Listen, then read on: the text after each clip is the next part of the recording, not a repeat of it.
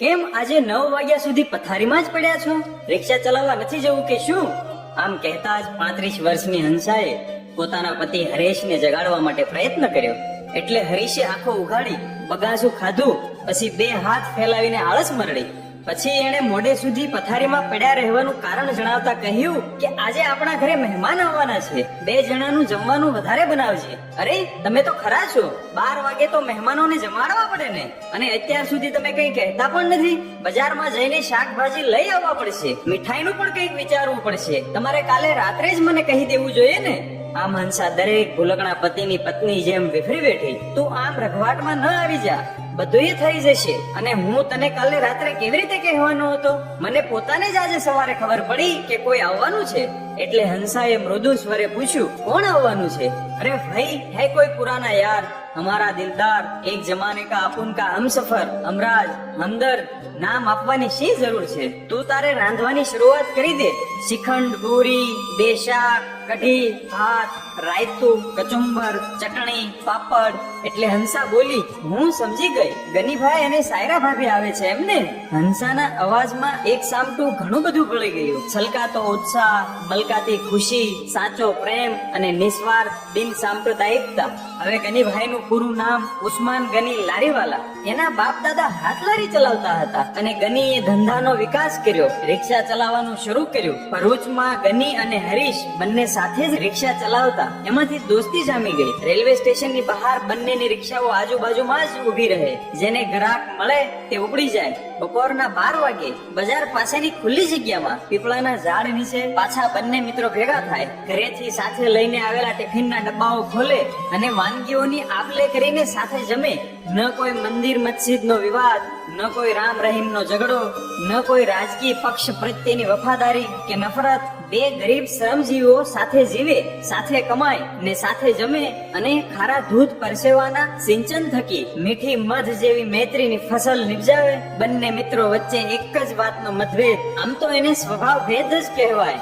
उस्मान गनी कायम एक જ વાતનું રટણ કર્યા કરે, यार ये रिक्शा चलाने के काम में खास बरकत नहीं दिखती, कुछ नया धंधा ढूंढना पड़ेगा, इस गरीबी में मेरा तो दम घुट रहा है.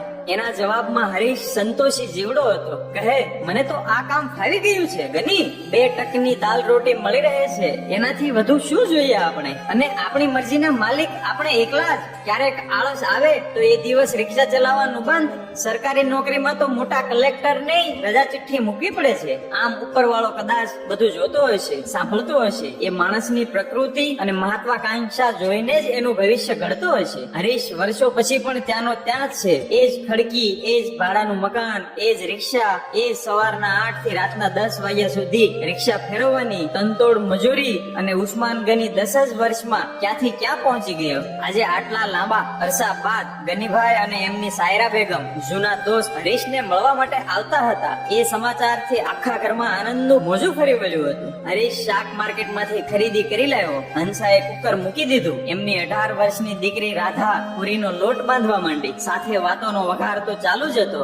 રાધા પૂછી રહી હતી, પપ્પા તમે અને ગની ચાચા એક જ સરખા હતા, તો ગની ચાચા અચાનક આટલા બધા પૈસાદાર કેવી રીતે બની ગયા? ને હરીશભાઈએ ફિલસૂફી ભર્યો ઉત્તર આપ્યો, બેટા બધો તકદીરનો ખેલ છે. હું આખી જિંદગી ભરૂચમાં જ પડ્યો રહ્યો. જ્યારે ગની વધારે કમાવાની લાલચથી સુરત ચાલ્યો ગયો, ત્યાં પણ કામ તો આનું આ જ, રિક્ષા ચલાવવાનું જ, અને પાછું રહેવાનું તાપી નદીના કાંઠે એક કાચી ઝૂંપડીમાં. એકવાર હું સુરત કામસર ગયેલો, ત્યારે ગની મને સાયરા ભાભીના હાથની ચા પીવા માટે લઈ ગયો હતો. આપણને તો એ ગંદકી જોઈને ચિત્રી ચડે, પણ સુરતમાં 2 પૈસા વધારે કમાવા મળે એ ખરું, પણ એટલાથી કઈ પૈસાદાર થોડું થઈ જવાતું હોય છે? આ પ્રશ્ન હંસાએ પૂછ્યો. આ બધી ચર્ચામાં ક્યાંય ગની પ્રત્યેની ઈર્ષા ન હતી, માત્ર જિજ્ઞાસા અને પૂછપરછનો જ ભાવ રહેલો હતો. હરીશે પણ એવી જ લાગણીથી જવાબ આપ્યો, એ મુદ્દો સાવ સાચો.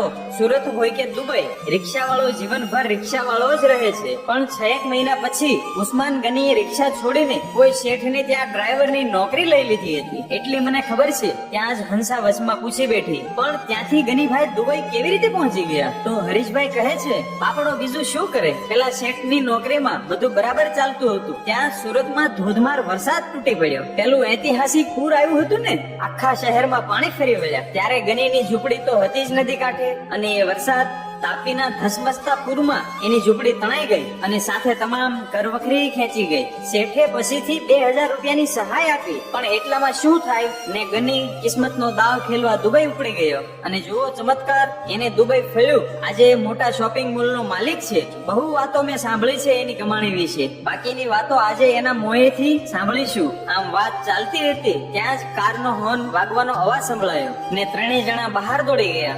જે દ્રશ્ય જોવા મળ્યું તે કલ્પનાતીત હતું. નવી નક્કોર મોંઘી કાર, સુટેડ બુટેડ ગનીભાઈ અને જાજરમાન સાયરાબાનું ને પછી બંને મિત્રો ગર્મજોશીથી ભેટી પડ્યા. પછી બધું જ આયોજન પ્રમાણે ચાલતું રહ્યું. ભાવતા ભોજન આરોગીને બધા વાતો કરવા બેઠા. ત્યારે હરીશે સાચવીને પૂછી લીધું, દોસ્ત ગની, તારા નસીબ આડેનું પાંદડું આમ રાતોરાત કેવી રીતે ખસી ગયું? એટલે ગનીભાઈએ દિલના દરવાજા ખોલી નાખ્યા.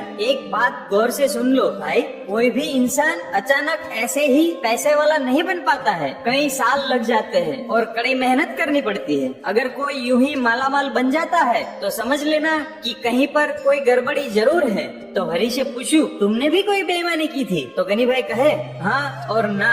तुम ये तो जानते ही हो कि मैं सूरत में अरबपति सेठ के यहाँ ड्राइवर की नौकरी करता था. 6 महीने में ही मैंने उनका विश्वास जीत लिया था. और एक दिन सेठ जी ने एक बड़ा थैला मेरे हाथ में थमा दिया. अंदर 5 करोड़ रुपए नगद थे. उनको कहीं से भनक लग चुकी थी कि ऑफिस और घर पे इनकम टैक्स की रेड होने वाली है. अब ड्राइवर की झोपड़ी में कौन तलाश करने वाला था? 2-4 दिनों की तो बात थी, लेकिन उसी रात बारिश आई, बाढ़ आई और मेरा सब सामान बह गया. सेठजी ये सौंपेला रुपया પણ? આટલું પૂછીને હરેશભાઈનું મોં તો ખુલ્લું જ રહી ગયું. પાછા ગનીભાઈ બોલ્યા, नहीं मगर सेठ जी ने तो ऐसा ही समझ लिया. दूसरे ही दिन वे मेरे पास आए और बोले कि फिक्र मत करना गनी, ये हराम की कमाई थी, सो पानी में बह गई. इसमें तेरा दोष नहीं है. और ऊपर से 2000 रुपये भी दे गए. मैंने झूठ नहीं बोला, लेकिन उन्होंने सच पूछा भी नहीं. बस इतनी सी बेईमानी, फिर दुबई, बिजनेस और बेशुमार दौलत. और हरीश, एक बात ध्यान में जरूर रखना, कहीं पर भी बेवजह बेशुमार दौलत देखो तो जरा सूंघने की कोशिश करना. उस दौलत से बेईमानी की बदबू जरूर आएगी. આટલું કહીને એ દુબઈનો ધનવાન માણસ એક ગરીબ ઈમાનદાર મિત્રને ભેટી પડ્યો. તો મિત્રો, આ સ્ટોરી તમને કેવી લાગી કોમેન્ટ્સમાં જરૂર જણાવજો અને આ ચેનલને સબસ્ક્રાઇબ કરવાનું ના ભૂલતા. ધન્યવાદ.